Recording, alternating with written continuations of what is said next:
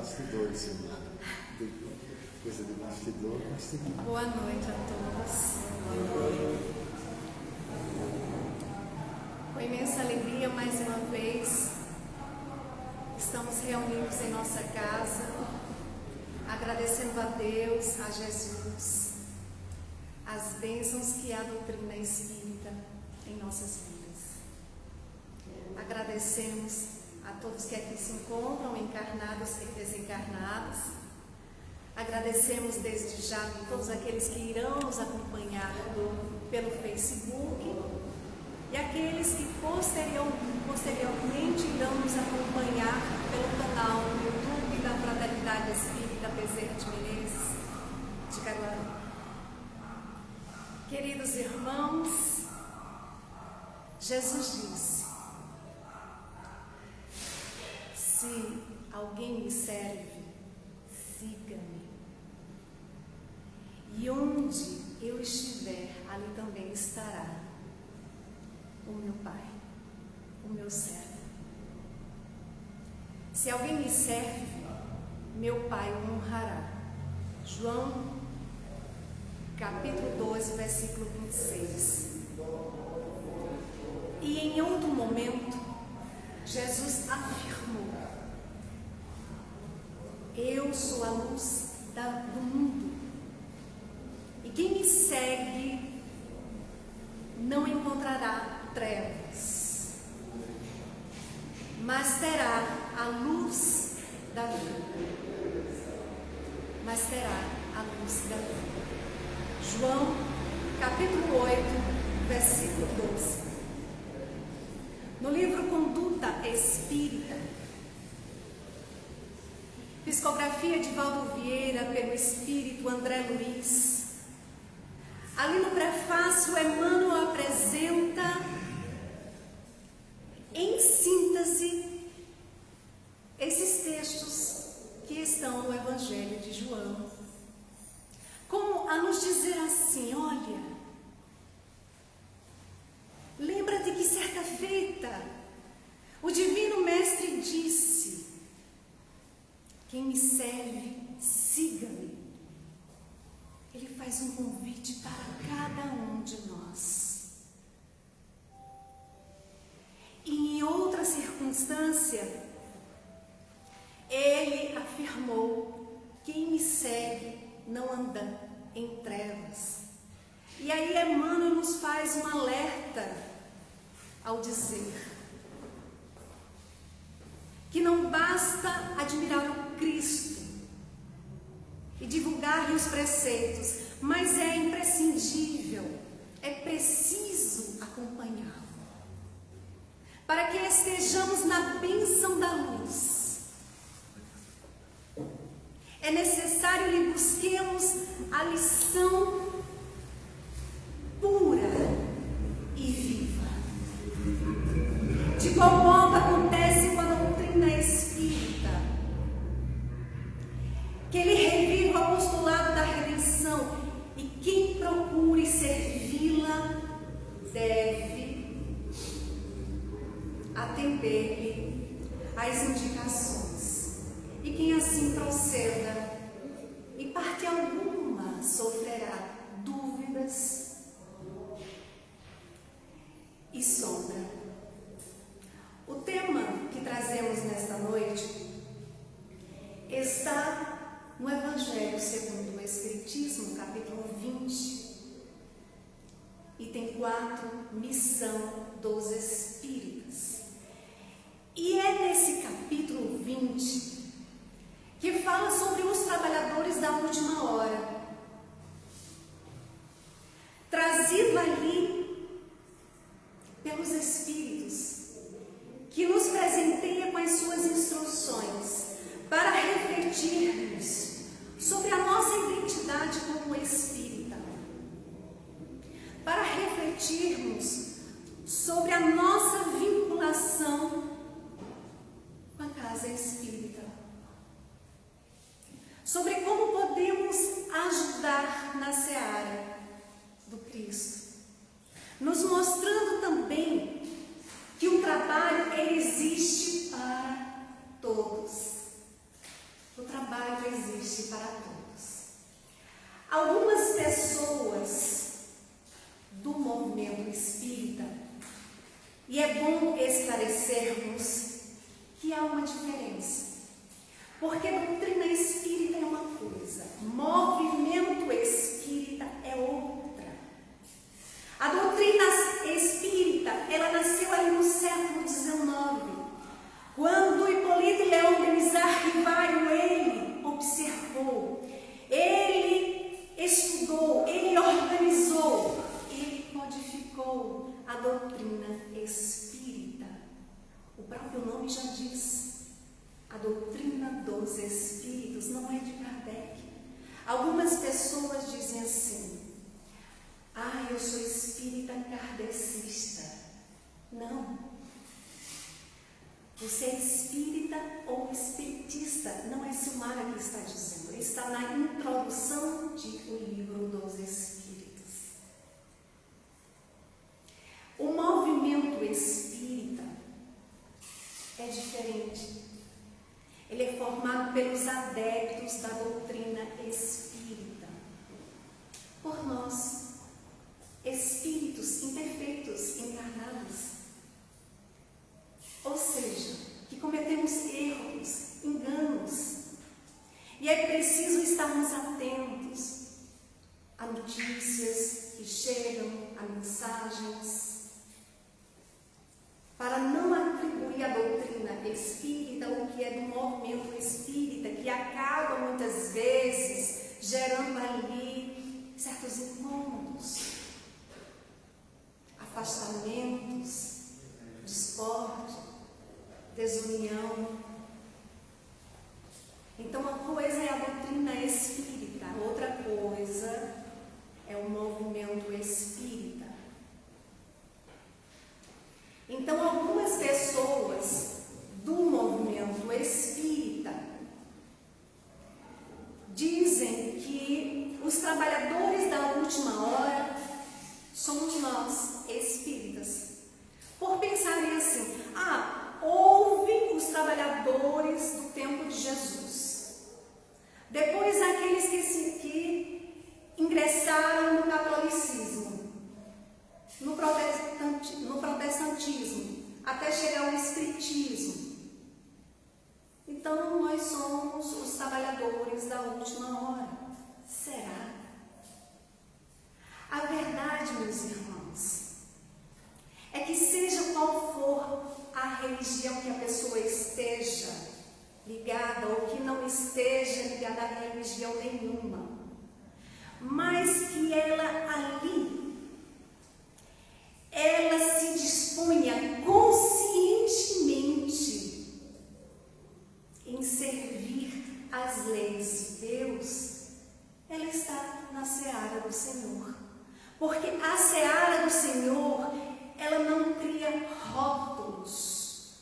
Esses aqui são católicos, esses os espíritas, ali os protestantes, acolá os bandistas. Não. A seara do Senhor não faz divisões. Nós é que fazemos divisões, que temos o hábito de tudo rotular. Mas é preciso termos em mente de que, independente da condição social,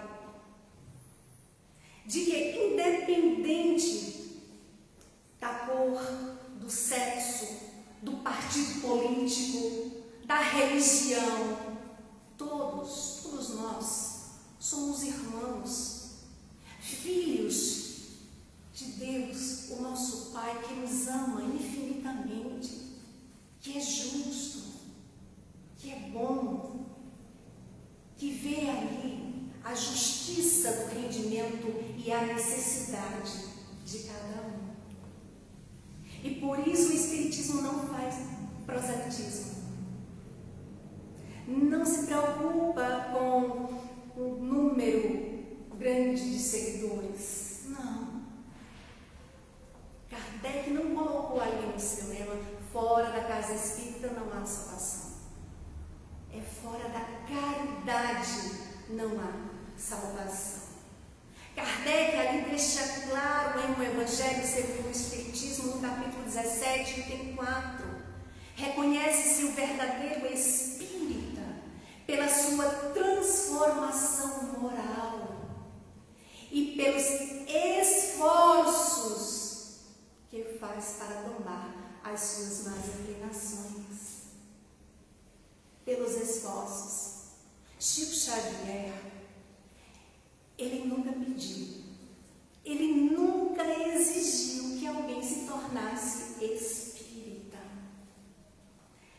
Certa noite, no grupo espírita da prece, uma senhora se aproximou de Chico e disse: Chico, eu preciso muito falar com você. Eu estou com um problema muito sério. É o meu marido, ele tem um defeito terrível. Eu já não sei o que fazer. E Chico, pois não, minha filha. Chico, é que meu marido, ele é um bom pai. Ele é um bom filho. Ele é um bom patrão. Ele gosta de ajudar as pessoas. Ele é uma pessoa que está sempre ali prestativo, trata bem as pessoas. Ele é um bom marido. Na verdade, Chico, ele é um excelente marido, dedicado, carinhoso. Eu nem vou entrar muito em detalhes. Pode ser que alguém esteja escutando e fique com inveja. Mas, Chico, o defeito que meu marido tem é impressionante. Eu não sei como resolver. E Chico já estava perguntando: ai, meu Deus do céu, que defeito que é esse que esse homem tem? Ela disse: Chico, o meu marido não é espírita. Veja só, Chico, como é que pode um homem tão bom não ser espírita? E aí Chico sorriu e disse: oh, minha filha, se ele é tudo isso que você está dizendo, ele não precisa ser espírita de jeito nenhum. Já está bom demais. Quem era que precisava ser espírita? Ela, que estava na casa espírita, que estava no movimento espírita, e ainda não tinha despertado conscientemente para servir, segundo as leis de Deus. Então, quando o Espírito Erasto, no capítulo 20, item 4, de O Evangelho segundo o Espiritismo, ele diz: ó verdadeiros adeptos do Espiritismo. Essa frase, ela deve ser entendida com muito cuidado, porque o Espiritismo nos ensina que Deus não privilegia ninguém, que o nosso Pai, ele não faz distinção entre seus filhos, que ele não eleva uns causando desvantagens de outros. Então é preciso, meus irmãos, estarmos atentos para não cairmos nessas armadilhas dos enganos da vaidade. No livro Boa Nova, Psicografia de Chico Xavier pelo Espírito Humberto de Campos, ali no capítulo 3, vamos encontrar o diálogo de Jesus com Hanan. Hanan era um sacerdote orgulhoso, que ficava ali querendo criar confusão, tentando diminuir o outro. Quando ele olha para Jesus, se aproxima e diz: Galileu, que fazes na cidade? E Jesus, com modesta nobreza, respondeu: passo por Jerusalém, com o objetivo da fundação do Reino de Deus. Reino de Deus? Pergunta Hanan com muita ironia.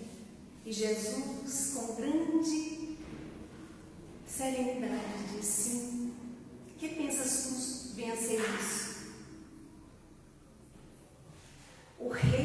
vê a obra divina nos corações dos homens.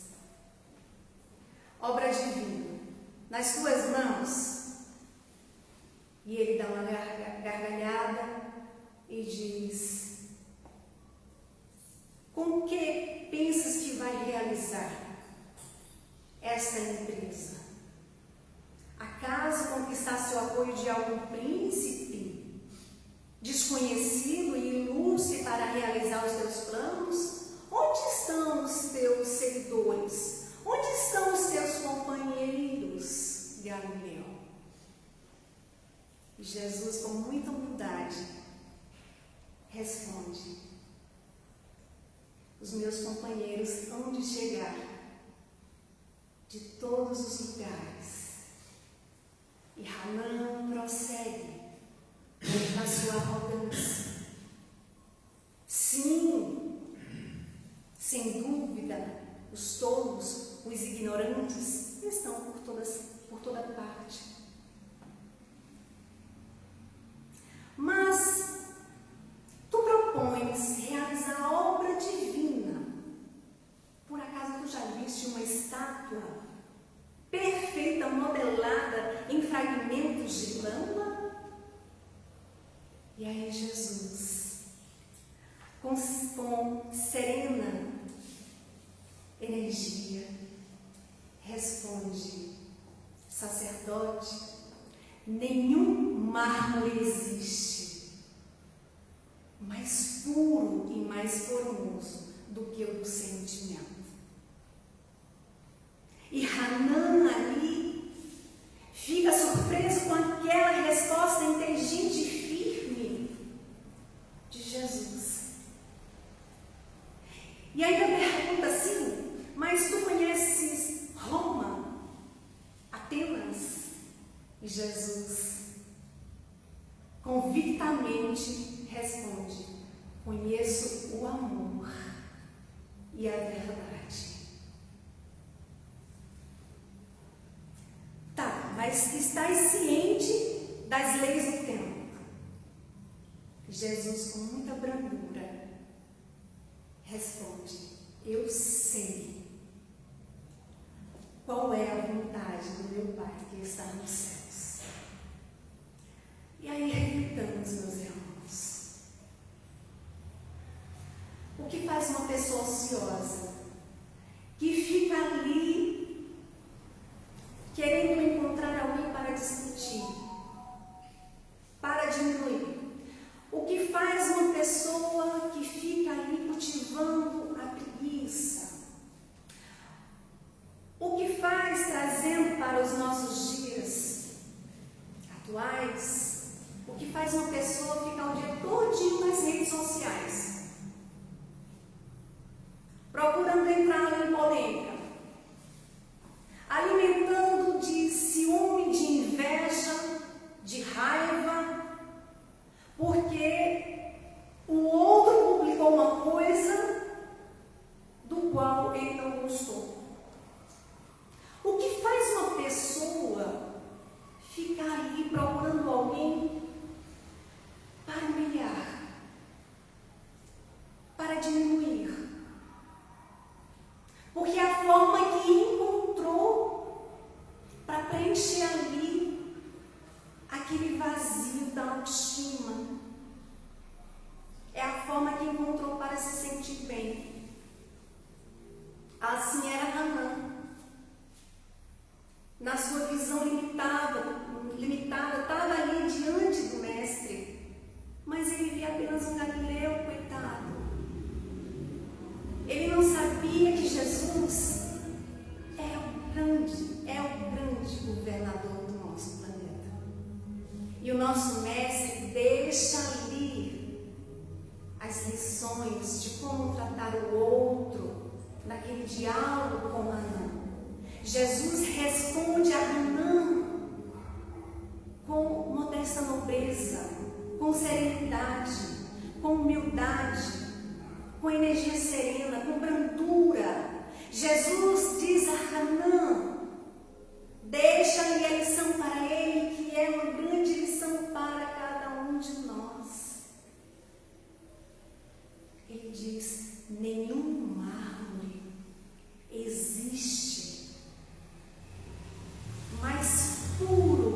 mais formoso do que o do sentimento.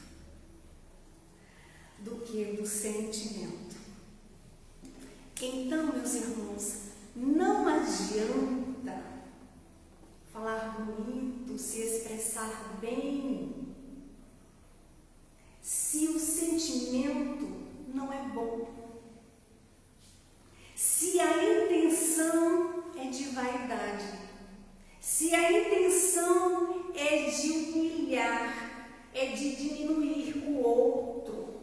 Hanan, por exemplo, é como um orador espírita que pensa apenas na fama, no destaque, no brilho, e pouco ali está importando em acolher, em consolar o outro.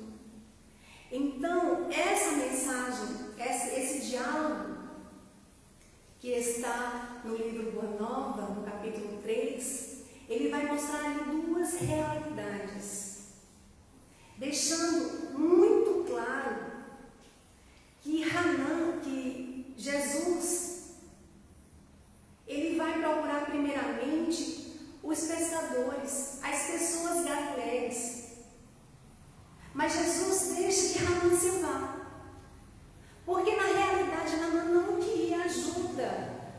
Ele não queria ajuda, porque ainda na sua limitação, ele se alimentava ali, ele se sentia bem em estar humilhando o outro, em estar destratando o outro. E aí perguntamos, o que fazer quando temos diante de nós uma pessoa que a gente quer ajudar e ela não quer, no seu orgulho, receber ajuda? O que fazer? Orar por ela. Orar. E deixar que o tempo resolva. Só o tempo. Só o tempo. No livro Paulo e Estevão, Emmanuel, no capítulo 7, narra que Paulo andava muito angustiado, porque ele não conseguia estar em várias igrejas ao mesmo tempo. E quando Emmanuel fala das igrejas, ele está se referindo ali às casas das pessoas de boa vontade, de bom coração, que abriam a porta de suas casas para receber, para acolher os irmãos, os amigos, e ali recordar os ensinos de Jesus. Então, ele andava muito angustiado porque ele estava sendo convocado pelas comunidades e não sabia mais o que fazer. Uma noite em Corinto, ele estava com o coração apertado, na sua angústia, faz oração. E nesse momento, ele ouve a voz inesquecível a lhe dizer: não temas. Prossegue ensinando a verdade. E não te cales, porque estou contigo. Meus irmãos, imaginemos nós com o coração apertado, angustiado ali, um problema que está difícil de resolver. E aí vem uma voz em nosso íntimo, ao encontro do nosso coração, e nos diz: não temas, porque estou contigo. E essa voz nos faz ter a certeza de que é Jesus falando conosco. Precisamos estar mais atentos à voz que chega e fala ao nosso coração, ao nosso íntimo. Então, o Espírito Erasto, ele recomenda: ide e pregai. Mas não é pregar como os religiosos, é como seres humanos, é como espíritos encarnados que somos, porém conscientes de que a nossa missão é levar o amor, que a nossa missão é se esforçar para exercitar a caridade, não apenas no sentido de ajudar o outro materialmente, que é a beneficência, mas no sentido da palavra como entendia Jesus. Questão 886 de O Livro dos Espíritos. Benevolência para com todos, fazer o bem, desejar o bem, orar pelo outro, querer o bem do outro. Indulgência, não ficar apontando o erro do outro, não ficar compartilhando, divulgando o erro do outro, não ficar procurando cisco no olho do vizinho quando não vemos a trave que temos no nosso. É aceitar as pessoas como elas são. Como elas são. A nossa missão é também consolar, é também acolher. Então vamos vendo no texto que Erasto conclama nós espíritas a cumprir a nossa tarefa na terra, advinda da responsabilidade que o conhecimento espírita nos dá. E nessa conclamação que ele faz para cada um de nós, ele vai ali citando as qualificações que o verdadeiro espírita deve se esforçar para conquistar, para vivenciar. Irmão X, que é o pseudônimo de o espírito Humberto de Campos, ele narra uma história de um tipógrafo que tinha passado por uma dor muito grande na sua vida, muito grande. E ele inicia dizendo assim, que aquele homem estava escrevendo uma carta ao senhor Allan Kardec e também lhe enviando um livro encadernado, com capa de couro, letras douradas, escrito: O Livro dos Espíritos. Diariamente, Kardec recebia muitas correspondências. E ao ver ali diante daquele pacote diferente, ele ficou curioso. Ao desembrulhar aquele pacote,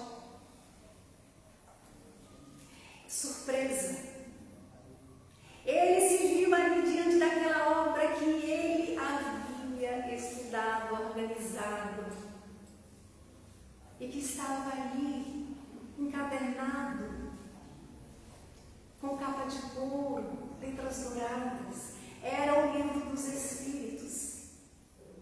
Dentro do livro havia uma carta dizendo por que aquele exemplar estava sendo devolvido ao codificador, narrando também ao codificador a história daquele tipógrafo que havia encadernado o livro, dizendo que no dia que estava para se suicidar, na ponte do rio Sena, a sua mão escorregou no alambrado e ele ali se desequilibrou. Um pacote lhe cai aos seus pés. Ele não entendeu.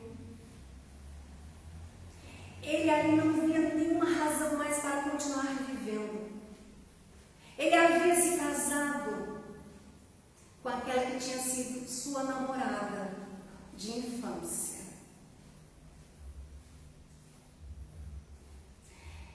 De uma maneira muito apaixonada.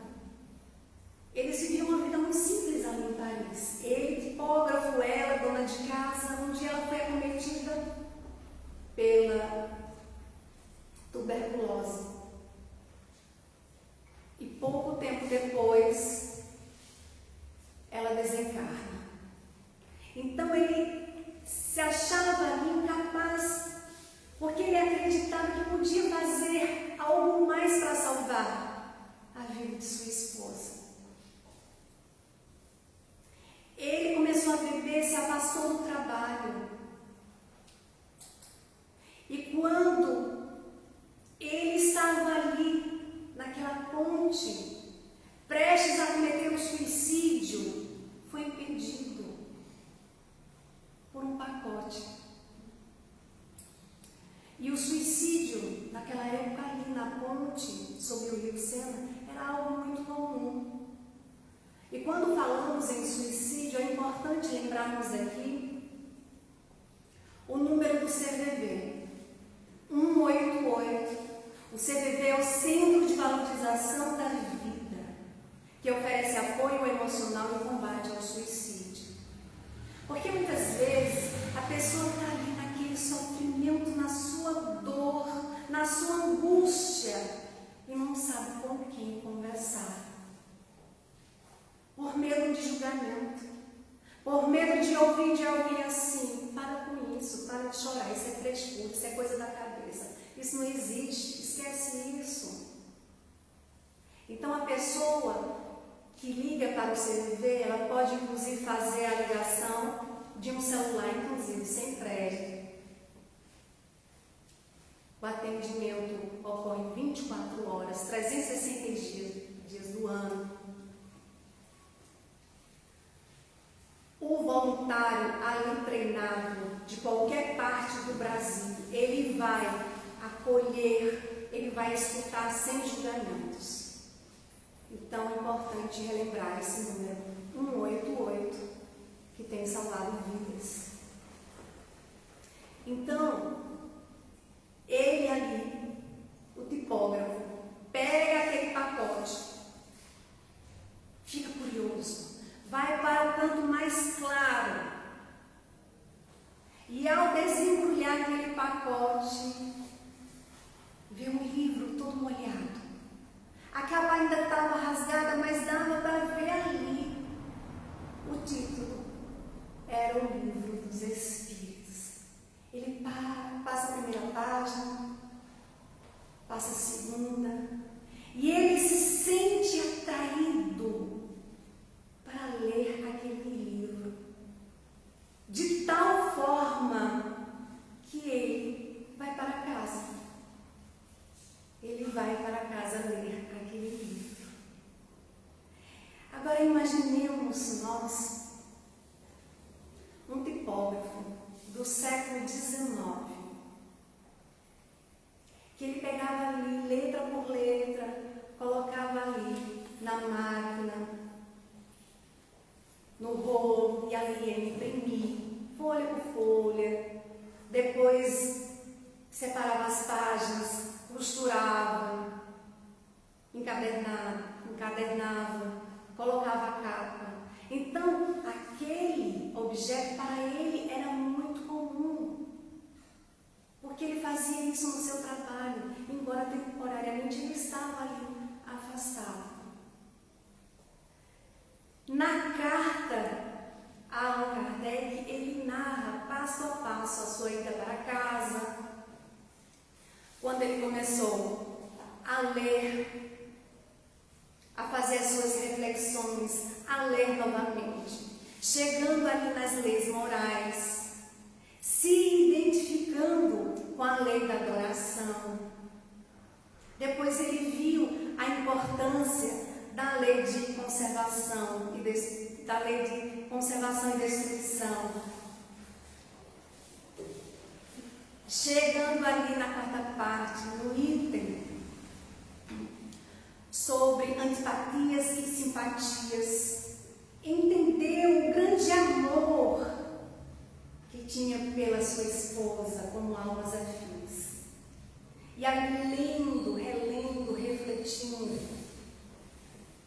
ele compreendeu que as leis divinas, soberanamente justa e boa, a tudo conduzia na terra. E ele terminava aquela carta dizendo a Kardec que aquela obra havia salvado a sua vida. E no processo de reconstrução, ele voltava ao trabalho, ele voltava à sua existência. E como homenagem, ele devolvia aquele exemplar ao codificador, devidamente reconstruído.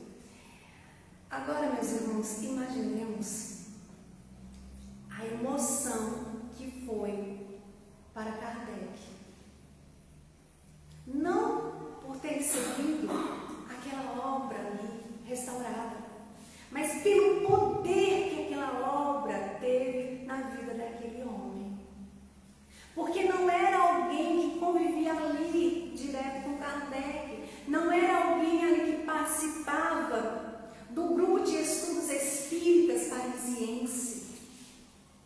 Era alguém como nós. Era alguém como nós.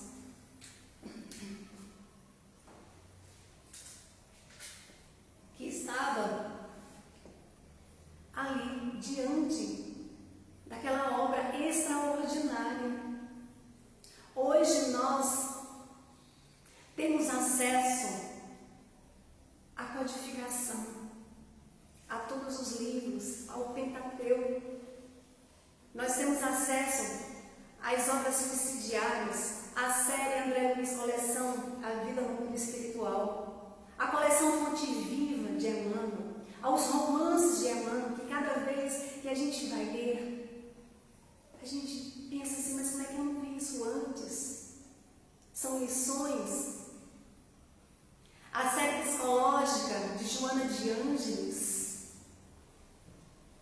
Enfim, nós temos recursos para entender que estamos num processo reencarnatório, que estamos numa grande escola, que todos somos aprendizes e que essa escola nos convida a passarmos de ano em cada encarnação, a passarmos de ano, a nos elevarmos na direção do amor de Deus, o nosso Pai.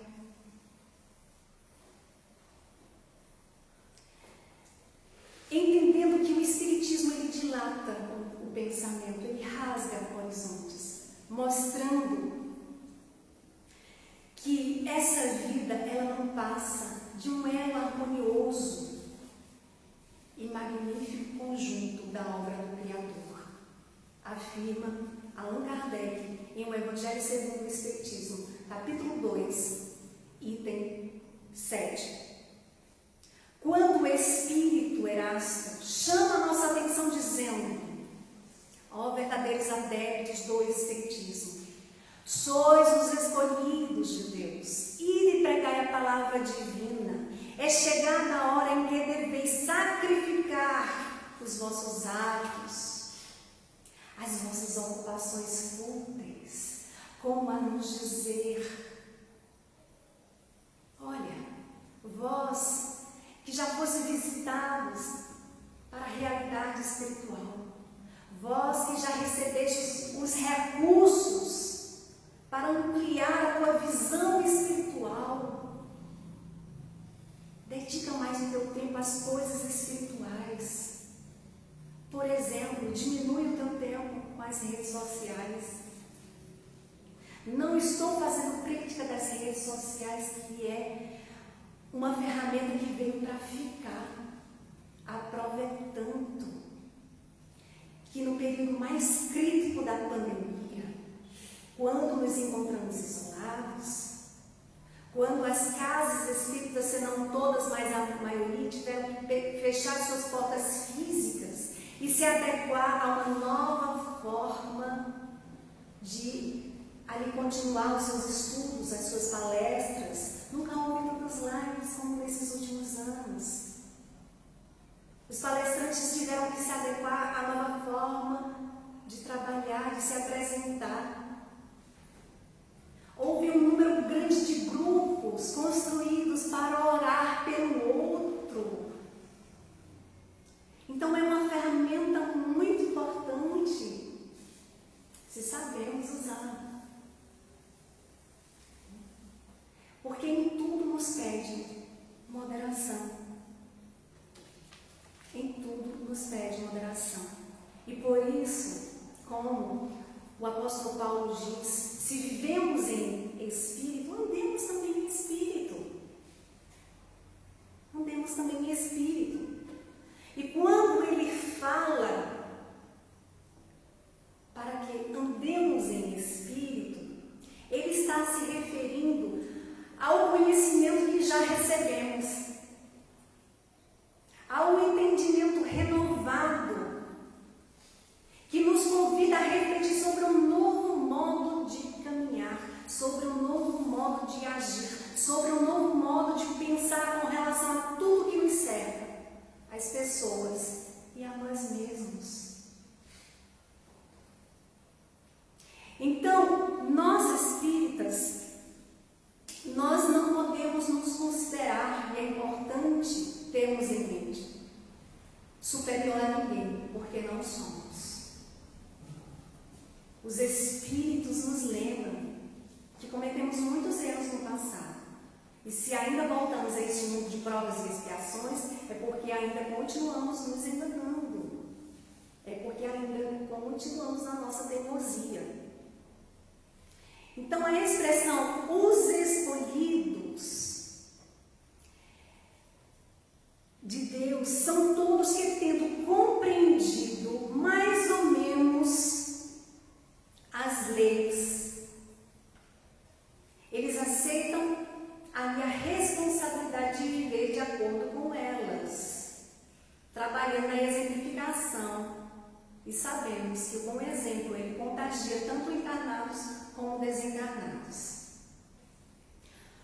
Outro ponto que é importante destacar, que a nossa missão dentro e fora da casa espírita, ou seja, na nossa casa, com a nossa família, com os parentes, com os vizinhos, seja com quem for ou aonde estivermos, é fazer o melhor, mas sem esperar recompensa. Quando entendemos isso e passamos a trabalhar no bem, com o coração, com amor, o mal, ele não encontra porta aberta. Ele não encontra. Para finalizarmos, Erasto nos orienta: ide e agradecei a Deus. Ide e agradeceis a Deus a gloriosa tarefa que Ele vos confiou. Mas atenção, entre os escolhidos, para o Espiritismo, muitos são os que transiaram. Reparai, pois, o vosso caminho e segue a verdade. Que possamos nós seguirmos a verdade. Que possamos nós refletirmos sobre a nossa missão dentro e fora da casa espírita, em nosso lar e em qualquer lugar. Que Deus, nosso Pai, abençoe a todos, que possamos retornar para os nossos lares envolvidos em muitas bênçãos de luz e paz. Gratidão.